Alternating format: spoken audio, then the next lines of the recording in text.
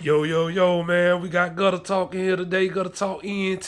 Shit, who we got in here today? That's your man, Antoine, man. P Dub, man. What's going on? Already, man. What's up with your P-Dub? Where you coming from today? I'm in Inman right now, man. Yeah, I was born and told, man. Musgrove, pretty much where I was raised at, South Side. Already. Yeah.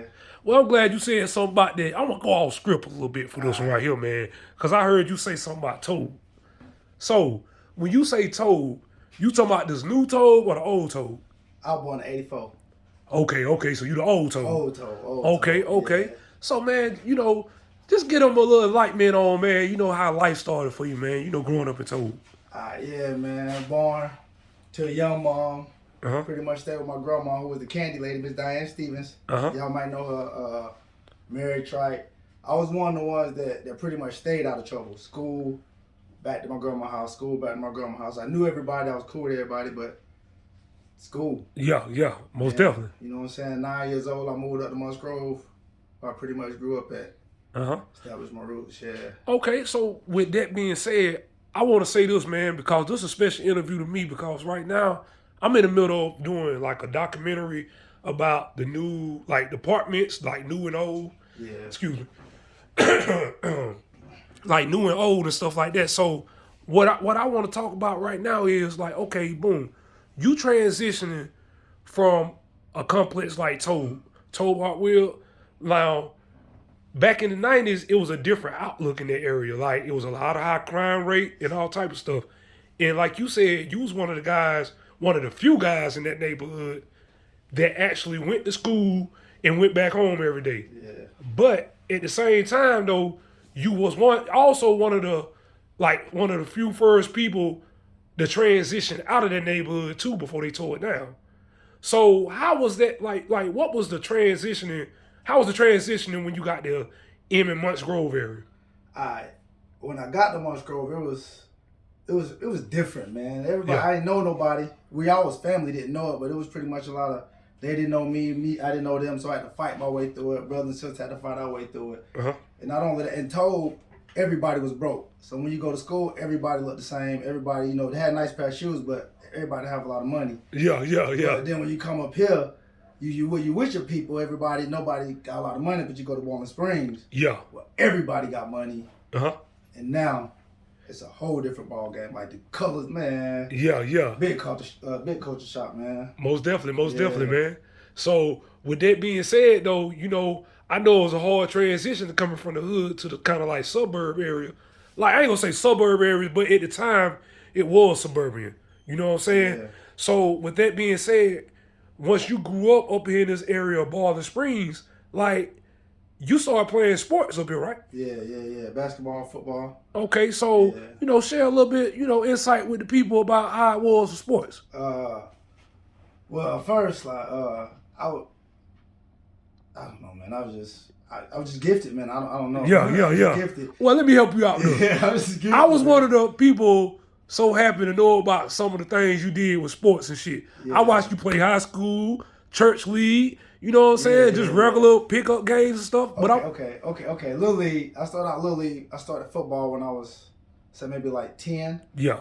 And first they put me on the line, and then I had to fight my way to a running back. And when I got there, I played quarterback. Uh-huh. Then I went to junior high. I started at defense, Uh-huh. safety. It's pretty good.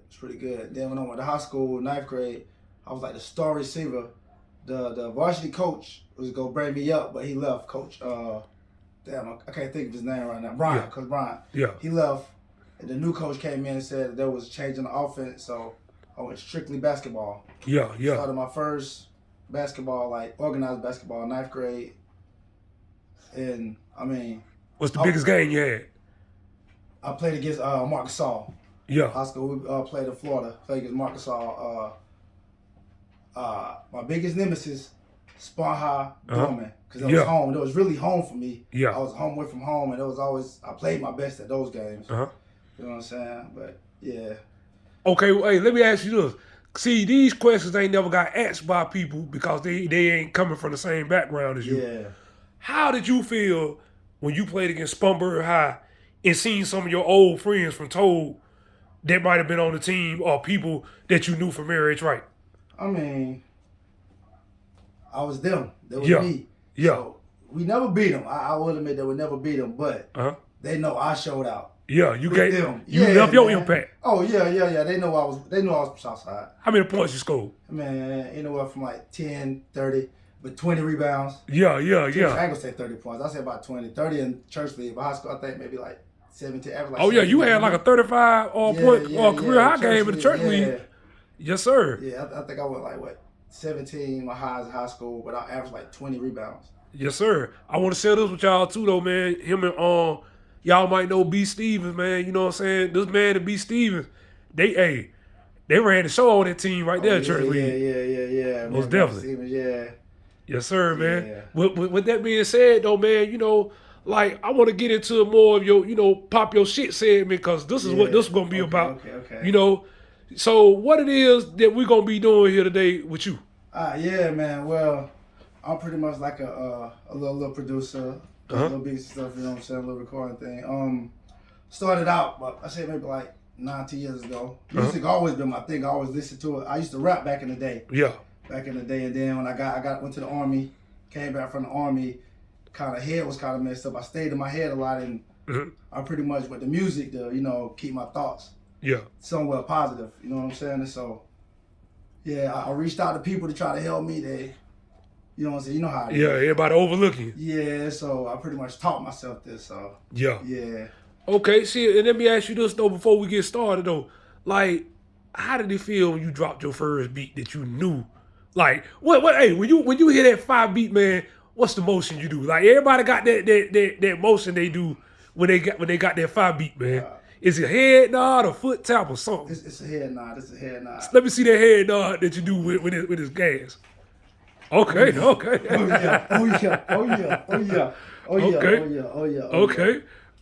The thing of it is though, I'm so sheltered to myself. You know what I'm saying? I don't even really know how good I am. I just hear it from people. Yeah. Everybody don't know I do this. You know what I'm saying? I'm just in my zone. So yeah, it's my outlet for the first time. Well, I tell you what we gonna do? Shit, we gonna let Spunbird see what you do, man. Shit, we gonna stretch it even further. We gonna let the world know what you do now, man. Say no more. So with that being said, I'm about to go ahead and end this segment, and we gonna jump straight into the Pop Your Shit segment.